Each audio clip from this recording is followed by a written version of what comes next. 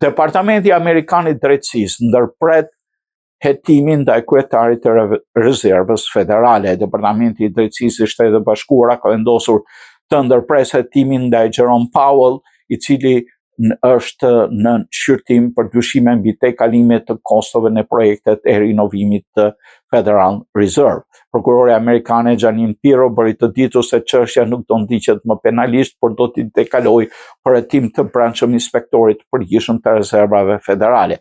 Kjo çështje lidhet direkt me kritikat e vazhdueshme të Donald Trump, i cili ka pretenduar se kostot për rinovimin e ndërtesave të Bankës Qendrore janë shumë më të larta nga sa ishte parashikuar. Aktualisht, Rezerva Federale po rinovon 2 ndërtesa historike, ndërto dhe Access Building, projekte që për herë të parë po kryen qysh nga ndërtimi i tyre në vitet 1930. Sipas Trump, kostoja totale mund të arrijë në $3.1 miliard, ndërsa Banka Qendrore ka deklaruar një vlerë më të ulët prej rreth $2.5 miliard dhe ka theksuar se investimi do të ulë shpenzimet afatgjata. Ndërkohë mandati i Powell pritet përfundojë me 15 maj dhe Senati i Shtetit të Bashkuara po shqyrton kandidaturën e Kevin Walsh për ta zëvendësuar atë. Një figurë kyçe republikane, Tom Tillis, kishte kushtëzuar mbështetjen për Walsh me ndërprerjen e hetimit ndaj Powell, duke shtuar dimensionin politik të çështjes. Megjithatë, Powell ka bërë të ditur se do